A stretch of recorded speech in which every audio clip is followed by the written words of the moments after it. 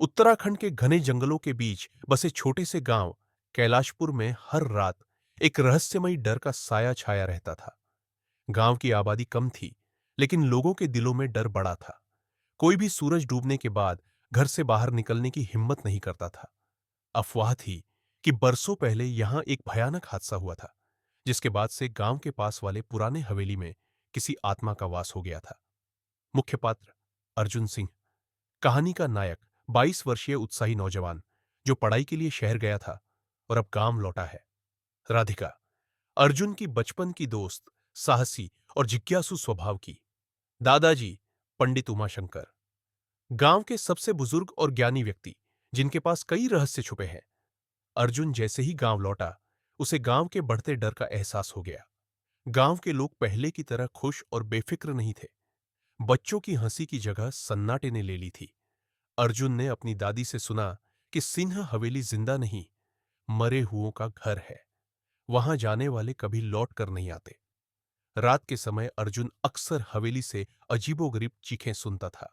एक रात उसने अपने दोस्तों के साथ मिलकर इस रहस्य को सुलझाने का फैसला किया। राधिका उसकी मदद करने को तैयार थी। दोनों ने तय किया कि अगले दिन सुबह सुबह हवेली के आसपास जाएंगे। अर्जुन और राधिका छुपकर हवेली पहुंचे। हवेली टूटी फूटी, झाड़ियों से घिरी थी और उसमें से तेज सड़ी हुई बदबू आती थी। हवेली के अंदर का माहौल बिल्कुल अलग था, ठंडा, नम और भारी, जैसे वहां कोई अदृश्य शक्ति मौजूद हो। दीवारों पर अजीब निशान बने थे और फर्श पर पुराने खून के धब्बे अब तक जमे हुए थे। तभी अचानक हवा का झोंका आया और एक दरवाजा अपने आप बंद हो गया। अर्जुन और राधिका डर के मारे एक दूसरे का हाथ पकड़ बैठे। तभी उन्हें किसी के चलने की खरखराहट सुनाई दी। कदम ये जरूर किसी इंसान के नहीं थे, जैसे कोई बहुत भारी चीज घसीट रहा हो। भागते भागते दोनों एक कमरे में पहुंचे, जहां एक पुरानी डायरी पड़ी थी। अर्जुन ने कांपते हाथों से डायरी उठाई और पढ़ना शुरू किया। उसमें लिखा था, मैं मरना नहीं चाहता था, मुझे बदला लेना है। जिसने मेरे साथ विश्वासघात किया, उसे चैन की नींद नहीं सोने दूंगा। यह डायरी उसी रहस्यमयी आत्मा की थी। डायरी में उस आत्मा की दर्दनाक कहानी थी। 50 साल पहले सिंह हवेली के मालिक ने अपने नौकर रामदीन पर चोरी का झूठा इल्जाम लगाकर उसे जिंदा दीवार में चुनवा दिया था। तब से उसकी आत्मा बदले की आग में जल रही थी। उसने अपनी मौत का बदला गांव वालों से लेने की कसम खा ली थी, क्योंकि किसी ने उसकी मदद नहीं की थी। अर्जुन और राधिका ने दादाजी से इस बारे में पूछताछ की। दादाजी ने पहले तो चुप्पी साध ली, लेकिन देर रात उन्होंने अर्जुन को बुलाकर सब सच बताया। बेटा, उस आत्मा की शांति गांव की शांति है। उसके गुनाह का प्रायश्चित किसी को तो करना होगा। रात की चुप्पी में अर्जुन की नींद छिन चुकी थी। हवेली की डायरी ने उसके भीतर डर के साथ साथ जिम्मेदारी भी जगा दी थी। अगली सुबह अर्जुन और राधिका दादाजी के पास गए। दादाजी ने सिर झुकाकर स्वीकार किया, हम सबने रामदीन के साथ अन्याय होते देखा था, लेकिन कोई आगे नहीं आया। अब उसकी आत्मा शांत नहीं होगी जब तक उसे न्याय न मिले। उसी रात गांव में भयावह चीखें गूंज उठी। लोग डरे सहमे अपने घरों में छुप गए।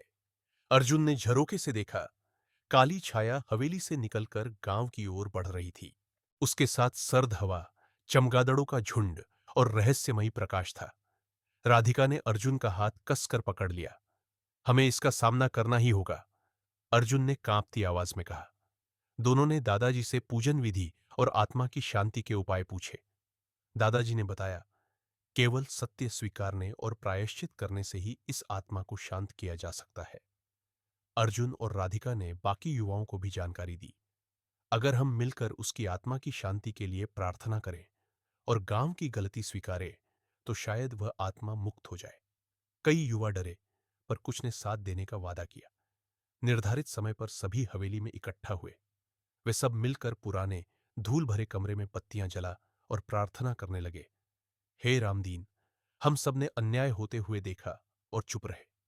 हमें क्षमा करो, हम सब तुम्हारे न्याय के आकांक्षी हैं। चारों ओर से गूंजती चीखों के बीच अचानक हवेली कंपा उठी। दीवारों से धुआं सा निकला, जो धीरे धीरे काली छाया का रूप ले सभी के सामने आ खड़ा हुआ। उसकी आंखें अंगारे सी जल रही थी। उसकी आवाज सूनी हवेली में गूंजने लगी, मुझे अंततः मेरे दोषियों की स्वीकृति मिल गई। अब मैं मुक्त हूं। हवेली में फैला स्याह धुआं छत की ओर बढ़ा और एक झटके में गायब हो गया।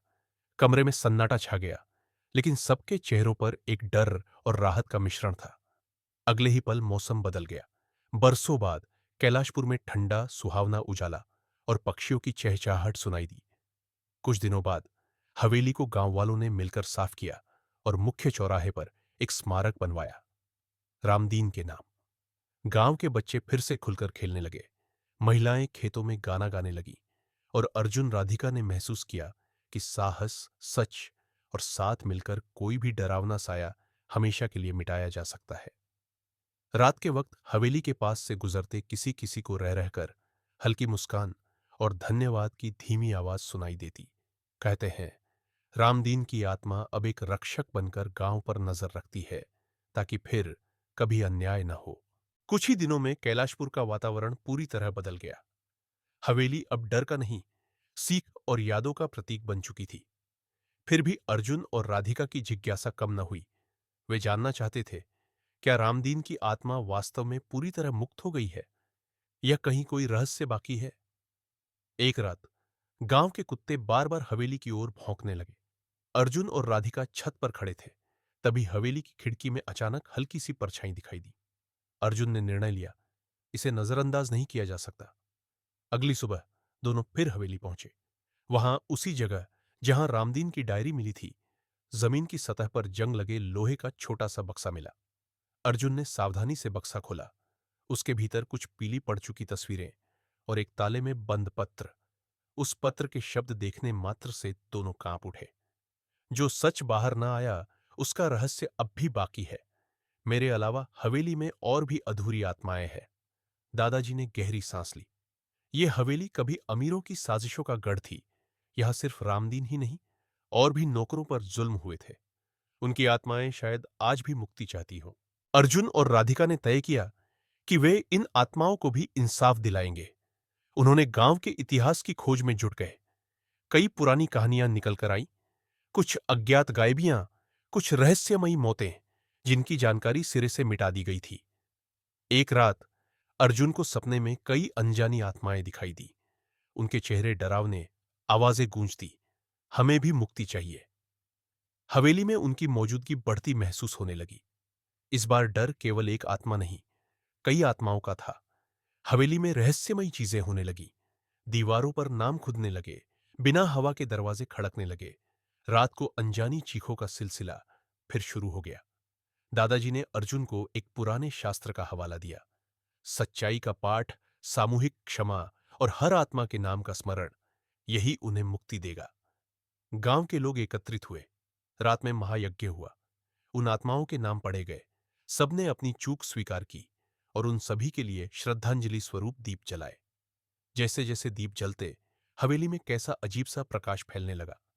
अचानक हवेली के द्वार से कई डरावने साए निकले, चीखते हुए आसमान में विलीन हो गए। हवेली का वातावरण अचानक शांत, हल्का और उज्जवल हो गया। फिर हवेली की दीवार पर अंतिम संदेश उभरा, सच और साहस की कभी हार नहीं होती। अब हमारा दर्द गांव की चेतावनी बनेगा। कैलाशपुर ने अपनी गलतियों से सीखकर जीवन का नया अध्याय शुरू किया। अर्जुन और राधिका गांव के सच्चे हीरो बने। उनके साहस के किस्से आसपास के गांवों में भी सुनाए जाने लगे। हवेली अब शिक्षा केंद्र में बदल दी गई, ताकि फिर कभी कोई निर्दोष अन्याय का शिकार न बने। और कहते हैं, दीवारों पर अक्सर वो संदेश चमक जाता है, साहस और सच्चाई से बड़ा कोई ताबीज नहीं।